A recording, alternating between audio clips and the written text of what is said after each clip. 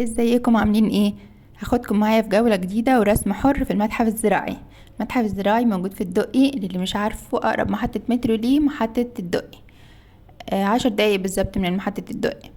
المتحف الزراعي ده باختصار كده هو كان قصر بتاع الأميرة فاطمة بنت الخديوي إسماعيل، وافتتحه الملك فاروق سنة 38، وسماه في الأول متحف فؤاد الأول الزراعي، وده يعتبر تاني متحف زراعي على مستوى العالم، وأول متحف زراعي كان في بودابست. المهم يعني هتدخلوا المتحف، متحف من جوه جميل جدا وكله خضرة وزرع وحلو قوي. انا كنت بروح ايام الكلية زمان، كنا بنرسم هناك. ده ساعة افتتاح المتحف الملك فاروق. هنبدأ بقى، هو جواه كذا مبنى، وكل مبنى جواه حاجات معينة. ده المقتنيات التراثية. هاخدكم كده جولة سريعة، انا مش عايزة اطول عليكم، هوريكم رسمت ايه كده سكتشات سريعة في الاخر. طبعا انا مش مصوره المتحف كله، وكان في طبعا ناس، فانا عشان الخصوصيه فبحاول على قد ما اقدر ما اجيبش الناس اللي موجوده. فصورت لكم كده مقتطفات من كل مبنى، بس طبعا في تفاصيل كتير وقاعات كتير جدا انا ما صورتهاش او كانت زحمه او كده يعني. بس هو حلو قوي، انصحكم ان انتوا تروحوا تتفرجوا هتتبسطوا. ويستحسن تروحوا في الشتاء، يعني بعض المباني ما فيهاش تكييف قوي، وبعض المباني التانية عامله زي التلاجة من كتر التكييف. المهم، دي كده بعض القاعات لأول مبنى. بصوا هنا كده، ده كلها لوحات عن الحصان، وده مجسم لحصان. ده القاعة دي كلها تقريبا مشغولات بالعاج. حلوة جدا، تفاصيلها حلوة قوي يعني. انا بس ايه سريعا كده، وده تماسيح متحنطة. دي برضو مشغولات بالعاج. بصوا يعني، مش عارفة باين التفاصيل ولا لا. ودي رجل فيل حقيقي. بصوا في واحدة كمان هوريها لكم اهي، ده برضو رجل فيل كده. ودي حاجات تانية برضو من الخشب والعاج يعني. عايزة اقول لكم اصلا كل فاترينا من دول الواحد يقف قدامها كده ايه ساعة يتفرج بس على الدقة اللي هم عاملينها.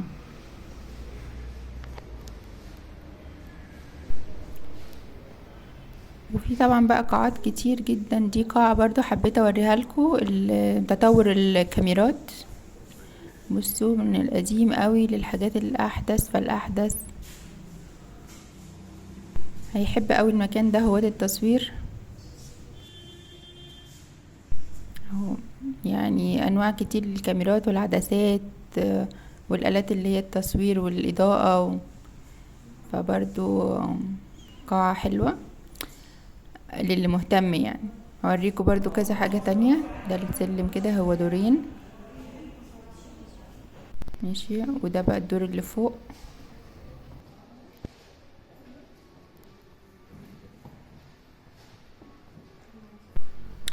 في قاعات بقى بيبقى كلها لوحات ذاتية لفنانين برضو كبار.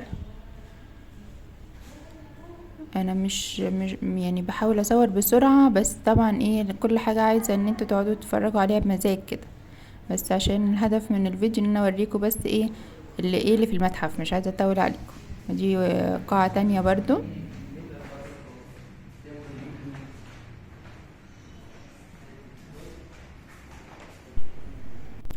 اوريكم بصوا الاباقيب او الشباشب الغريبة دي، بصوا عالية ازاي.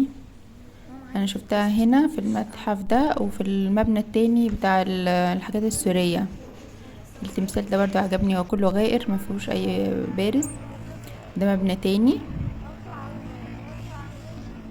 ده بقى معظمه تماثيل شمع، يعني الدور الاول تقريبا الارضي معظمه تماثيل شمع. بص ده بياع بقى حلاوة المولد بتاعت زمان، عرايس المولد والحسنة والناس واقفة تشتري منه. مشربية. وهوريكم البيت الريفي دلوقتي برضه هندخل جواه. ده صندوق الدنيا. مش عارفة بقى كلكم عارفين الحاجات دي ولا في ناس الأجيال الجديدة مش عارفاها. دي برضو بعض النماذج للملابس بقى، حسب يعني على مر العصور بقى في مصر.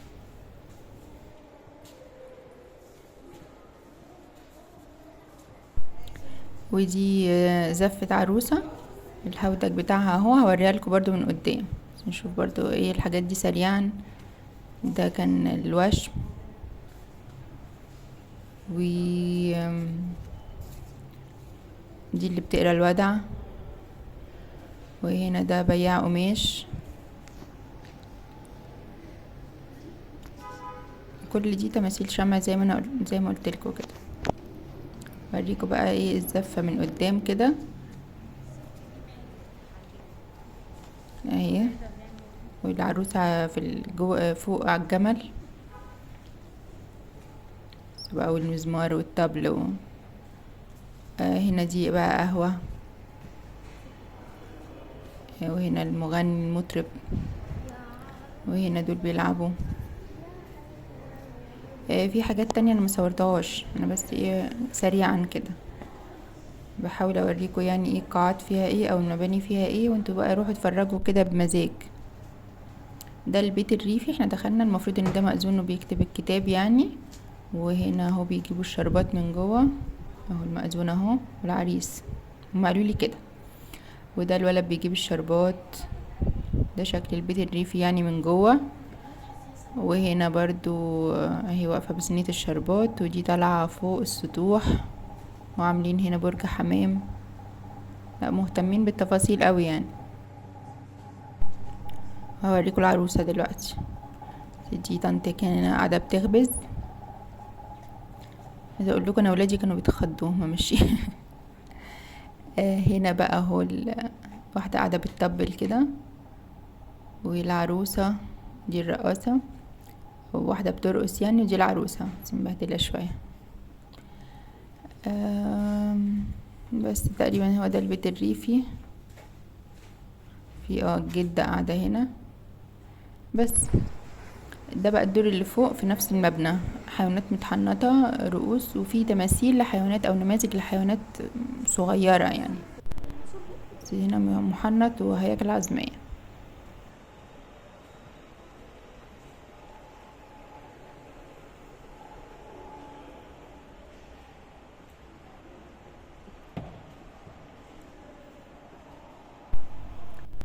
ودي الزفة اللي انا وريتها لكم بس من فوق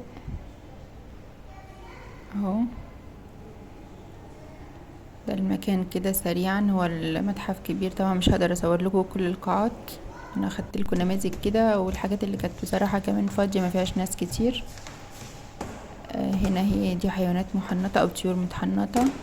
وهتلاقوا بقى مراحل بقى الغزل، ومراحل الحلب، ومراحل تصنيع الجبن والزبدة وحاجات كتير قوي يعني. دي برضو الطيور اهو، حمام وارانب، كل دي حاجات متحنطة.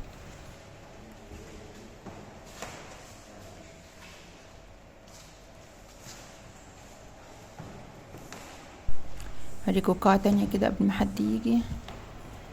دي بقى نماذج، مش حيوانات متحنطة بس نماذج مثلا للأنواع الخرفان كده يعني، تماثيل صغيرة وخرايط يعني اللي مهتم بالحاجات دي هيتبسط قوي، والصوف عايزه اقول لكم المكان ده لو شاطرين هتلاقوا بتشوفوه في المسلسلات والافلام، بيجي على انه الجامعه، هو في الحقيقه هو المتحف الزراعي. هنا بقى متحف المصري القديم الفرعوني، بس قدامه جنينه حلوه قوي. هو ده بقى اللي تكييف من جوه جميل قوي، حلو قوي في الصيف ده. دي قاعه من جوه حاجات بقى كلها الفرعوني، بس جاي حلو قوي برضو. هو دورين، اللي بيحبوا بقى التصوير والحاجات دي المكان تحفة يعني، سواء هنا او في اي مبنى او برا حتى في الجناين.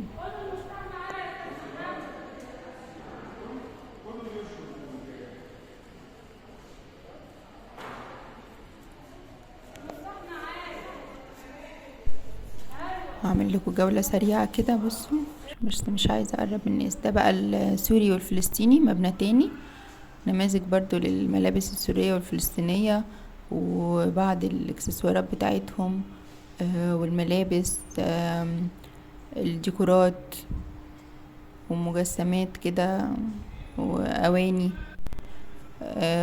بصوا كمان هوريكم الحلوى، نماذج الحلوى بتاعتهم اهو، بسكوت وبيتي فور وحاجات كتير او بونبوني، سريعا كده يعني. ورجعت بقى انا المبنى التاني ده، خدت سكتشات كده عمال الولاد يريحوا شوية، هو سكتشات سريعة. بس اليوم كان ممتع جدا واتبسطنا. الولاد الحمد لله اتبسطوا، انصحكم تروحوا وتستمتعوا بالجو هناك. يا رب تكون الجولة عجبتكم. ولو حد عنده اي سؤال يتفضل في الكومنتات. واستنوا جولات تانية حرة ان شاء الله ورسم حر.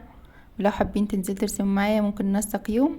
متنسوش بقى اللي مش عامل سبسكرايب للقناة يعمل، ولايك وشير الفيديو وفعلوا الجرس عشان يوصلكوا كل الفيديوهات الجديدة. ومتنسوش تشوفوا دروس الرسم الموجودة على القناة والأشغال اليدوية. اشوفكم على خير في فيديو جديد.